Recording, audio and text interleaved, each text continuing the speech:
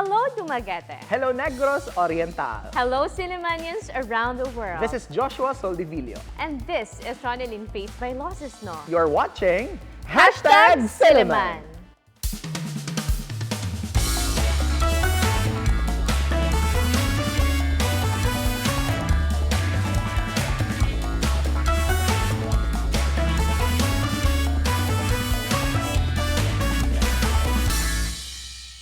Good evening, everyone. This is a magazine show that talks about different aspects of Silliman University, a program initiated to discuss different matters concerning the campus by the sea. You're watching Silliman. Hello there, Sillimanians and friends of Silliman around the world. Daghang salamat for joining us tonight and choosing Silliman to be your Monday night company.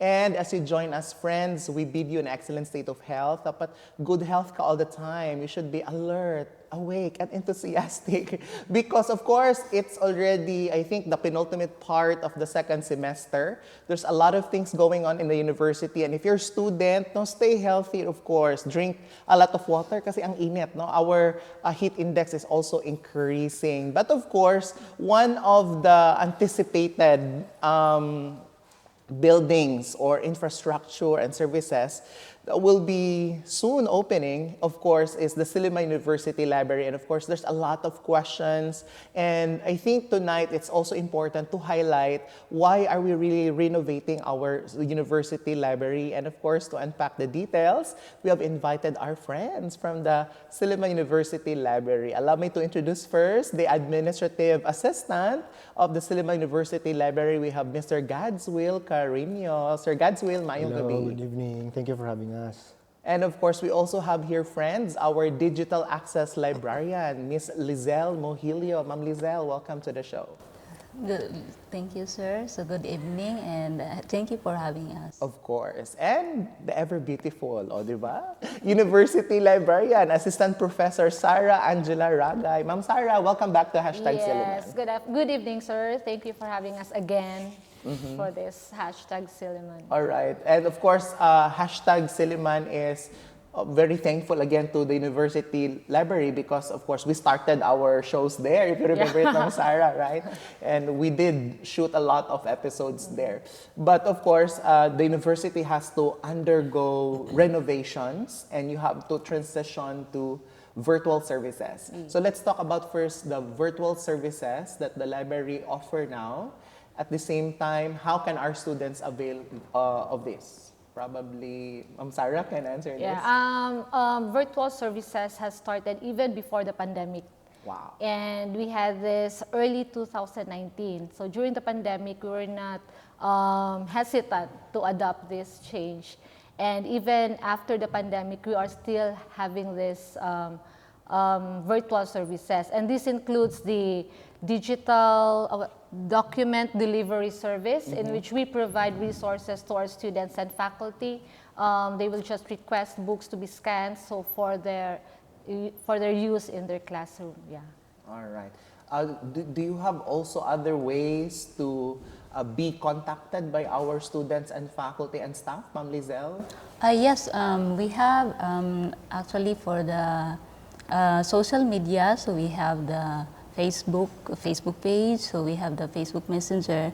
But although for the official contacts of the library is our email. So the students and faculties can email us through the askthelibrary@isu.edu.ph. Ayan. So it's a multimodal approach, kumbaga. It's not only one channel, but so many ways to, of course, avail our virtual services. Now, we were talking about earlier in renovating, redesigning the library, and I think a lot of people would like to know what essentially were the goals behind the renovation. Is this merely infrastructural, or we also want to upgrade our library services really?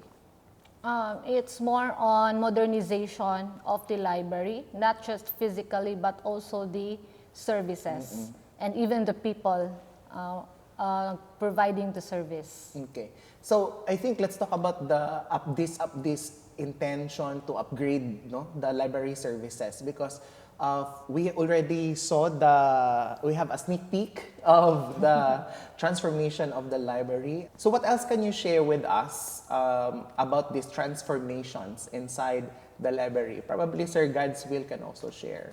Yes. Going back to what you have mentioned earlier, it's not only a renovation, it's not only a modernization, but going back to the original plan or the original rationale of how what the library will be after renovation is the transformation, basically. So aside from the spaces, of course, the resources, but most importantly, we are innovating our services. So we would like to focus more on a more, what you call this one, interactive service. Wow, I Not like the word only interactive. because we are so used to library services. In the past, they were just borrowing books Yep. and then just reading the books. Now it's more interactive. Librarians and staff can interact with the clients, with the customers to really give them the service that we have already come up with. Actually, we are now in the final stages of polishing the policies so that in time when the library will be open to the clients already, we'll be able to really follow through with what we have planned out. Yeah. Right. Now, this is a question from your point of view, Ma'am Sarah. Now, if I were a previous user of the library, what would be that feature in the library that I would really notice, this is something new, this is really a renovated feature of the library? What would that be aspect that, okay, this is something new in the library? The technology that we'll be offering, in which on the first floor, upon entry, it's all technology. There's no print materials. Oh, wow. Yes. So when we say these are all technology, so this ranges have from of course, computers. PCs. Okay. We also we'll be providing 3D printers. Wow, 3D printers. Virtual reality gadgets. Then we also have AR. Augmented reality. Handheld gadgets like tablets, iPads. Yeah. Wow. And there's Cameras. still a lot more. Yeah. And we're also providing a space for a studio where you can shoot the #Silliman and even do podcasts for classroom use. Yes. So this area, because when I was still in college, that was how many kilograms ago? Of course, you get inside the library and you leave your things or your bags if you like. And then usually it's the reference, the reference section at the other side, the American corner, and then the KDC and the Filipiniana, and of course the graduate school. Yes. So this time, the whole first floor would be dedicated for technological use, Yes. May iPad, tablets. Oh my God. So when I will be using the first floor area, I will be borrowing tablets, iPads. Oh my gosh, that's going to be very exciting, no? So, saan ba yung ideal space na mag-date? Wala na ba? How about the second floor? What's in the second floor? Second floor will be dedicated to all researchers and students who would want to really just study. It's a silent space. Just study ha. Sabi ni Ma'am Sarah, just study. Okay. Study only. While on the third floor, it will be a collaborative space. Ayun, collaborative. Yes, collaborative. Okay. You'll do discussions, activities for all. So first floor, hindi naman siya silent area, not Not really. necessarily. Yes. But it's the second floor na parang That's silent it, zone. yes. And then third floor would be productive noise Yeah. zone. Ganon. So that's indeed a major renovation for the library. Now, I'd like to ask Ms. Liezel here about digital access library. How is this different and upgraded from the previous digital services that we used to have? Actually, when it comes to our resources, it has a big difference from before, because before our resources can only be accessed to the databases which are subscribed to the university, and it uses the individual, specific login credentials. But for now, so we will be using the EDS or the EBSCO Discovery Service. So it is a platform that enables users to search through databases and electronic resources in one platform. So it is integrated there. So all one the access lahat na. Yes. Oh, because yeah, I remember that you have a different access for this database, you have different access codes for this database, but now only one Access point. and you can access this plethora of information, di ba? At the fingertips, not the comfort of your, of course, technology. There is also this enhanced services in the aspect of let us say, design and aesthetics, no? And of course, we saw some sneak peeks on social media. What is your personal favorite, Sir Godswill, about the aesthetic part or the infrastructure part? What do you think is the best part na parang wow, may wow factor talaga for you? Probably the industrial design, and at the same time, although inside it's very modern, but it maintained its facade, which is very iconic for Silliman. But in the spaces inside, the most favorite part for me personally would be perhaps in the first floor, maybe because I would like to see people coming in. I can see people coming in and out of the library and using our resources. So even before, up until now, I usually stay there to look at people. Making sure that they are being served with whatever they need. So I think that's something that all our televiewers and of course library users are looking forward to experiencing too, no? At the same time, we also look forward to the opening of the library, and of course, the 1 million question is, when will the library open? Friends, that question will be answered when #Silliman returns. Please stay with us.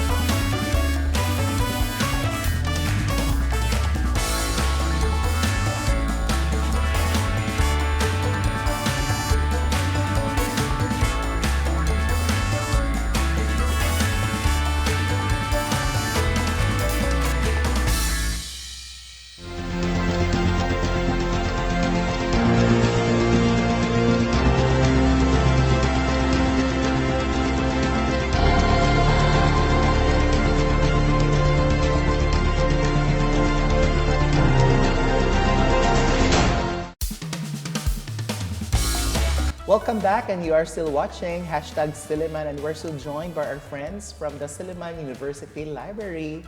Now, before we go to the technical details and before we unfold the announcement on the opening, let's talk about memories at the library. Because of course, library is not only a building, but it's actually parang a common place, no, where everyone gathers from different colleges and institutes. At the same time, it's also where we make our projects, no, and sometimes we just go there to rest, no. So this is a personal question, Ma'am Liezel. What is your most unforgettable experience in the library? I think the most important or unforgettable memories I had with the library, sir, is when the time na I came there to duty, because I was an SA before Student assistant. at Filipiniana. So every time from 4 to 8, so I will be there. So I will be the closing in Filipiniana. So I think that was the memorable and unforgettable. Why? What happened in the 4 to 8 p.m.? May Yeah. nagparamdam? Wala naman. Yeah, sometimes Yeah, some of the staffs and other SAs where I work there. So they said that there's something in there, but for me, I don't see or I don't feel something. Okay. But I feel the importance of Filipiniana sections personally, because most of the students, I think all of the students use the Yes. information in there, because as we are Filipino, so the information about Philippines, so Yeah, is in there. and of course, ano yan, and mga bestsellers or most borrowed books, no, that Reading and Hearing, 1 and 2, mga ganon. So, we know those books at the Filipiniana. And of course, there will still be a Filipiniana section, Yes, Ma'am there Sarah. is. And where will it be? Will it still be at the At first the floor? second floor. Ah, No books at the All right. first floor. So the Filipiniana section used to be at the first floor. Now it will be at the second floor. Yes. All right. How about you, Sir Godswill? Any anecdote or anecdotal references at the library? For me, personally, being a student since early childhood here in Silliman, True red, true Yeah. red. Oo. so the library has already been probably ingrained in me. And in high school, in college, I used to go there during Sundays because library is open during Sundays to work on some assignments. Now, when I started working in the library, I am very proud to say that we were the chosen key personnel to work on. I think that was way back 2017 to start working on the plans of the modernization. So that for me is one of the highlights to be part of that group, and I think it's part of history already, being the very first renovation ever since it was constructed, and to be part yeah, of that really? group. Yeah. Wow. So if you can still remember the date, when was the building constructed? It was I think August no, the 19 opening was August 1979. 1979. And then in this started pandemic, no, or before the pandemic? That was 2023. 2023. February of 2023. And until today, the renovation is, so this is the first renovation after 1979. Yes. Wow. But the planning already or the write-ups were already done during 2017. So Late 2017. yeah, so it's from 2017 until now. Basically, we are still working on it. Yeah. Wow. Amazing. How about you, Ma'am Sarah? The most unforgettable moment I had was because I just came in Silliman in 2012 to work. I think the moment that What was your impression of the library then? Because of course, you were not from Silliman, so from Yes. 2012, Silliman was kinda strange, a new place for you. So what was your first impression? of the library? Yeah. Actually, I find it, when I saw it, I really told my husband now, I told him that I really want to work there. And that was 2006. And in 2012, I was hired. Wow. Yes. So manifesting, no? After 6 Yes, years, you were able to work. And then in 2012, when I was hired, I was an evening weekend librarian. And then they told me, the people there in the library told me that there are something roaming around in the library during the evenings and weekends because it's already, especially at nighttime. So I wasn't able to experience one, even just a single feeling of... Same with Ma'am Liezel, no? Yeah, Wala pa. there's none. Oo. Okay. So siguro you have really made good friends with them. No? But anyway, thank you so much for your personal sharing. And I think there's a lot of, and I think you should dedicate some time on your Facebook page, like parang, what's your best memory in library? No? I think that's very good to capture I also. think we already have that before. Wow. Yeah, So, maybe now. before you open it, and of Yeah. course we are bound to make new memories. But of course, in this course of renovation, of challenges are of course inevitable. So what are the things that you can share when it comes to the challenges that you encountered in the renovation process as librarians, as staff, and of course as the ones that manage the library? It's the limitation of services that we provide to our students and faculty. So we were having a hard time, especially in providing the space for the students to study. And so what we do there is we ask the departments, the colleges, to provide spaces for the students, and we will provide them the resources. So that's how we manage the services to continue the service in the library. So it's like partnering and working with the different Yes. academic units, and of course provide because iba talaga yung you have a study space, a working space. That's really a very different experience, and you know, to have the very good ambience at the library. So that's one. How about you, Ma'am Liezel? As a librarian, what were your challenges in the renovation process? Yeah, similar to Ma'am Angiela, sir, my sentiment also is it is very difficult for us to offer services because we don't have spaces and our resources. We cannot give them the full instructions, information, literacies for them. So for me, I am assigned at the digital services as the digital services librarian, and there is the space there that we have the laboratory, the collaborative spaces, but we cannot use that because the library is still not open. But of course, they say that great things take time, no? Yeah, And yes, sir. we look forward to making use of all of these resources in the near future. Thank you so much, Ma'am Liezel. How about you, Sir Godswill, as an administrative assistant's point of view, what were your challenges?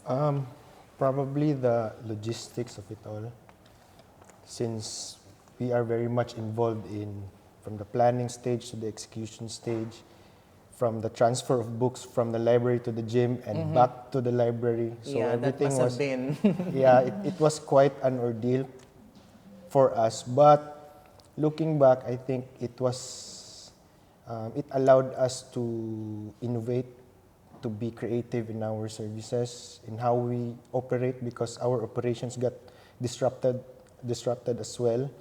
And then, probably those things. And also, it set a precursor to what we could be doing in the future. Like, we no longer need to be static in terms of our services because times change, and during that time it was a good experience as much as it was bad, but it allowed us again to be creative and innovate and set it as our testing phase on how we can move forward to improve our services. Yeah, and I think that's really the general maxim of life, no? That when things get so challenging, no, we have nowhere to go but to innovate, to be creative, to be resourceful, and draw strength from each other, right? And I think you have shown that in the library, and congratulations. I can just only imagine the adjustments, the toll that it took just to make all this happen. So I think you are survivors. And for that, congratulations. I think it wasn't really a smooth sailing journey for you for this renovation. So I think you deserve a round of applause. Congratulations. But anyway, since the reopening of the library is almost becoming a reality, what do you think are the impacts of the renovation? What will be the fruits of this hard labor? Do this have implications for accreditation? Of course, for better services of students. But aside from the better services, what other impacts do we see? Other fruits that we can harvest from this renovation? Ma'am Sarah. Maybe a space for the students to really pursue their studies, because that is what really the aim of this renovation, to provide spaces for the students and researchers, because nowadays the learning styles of the students are way different than before. Right. Yeah.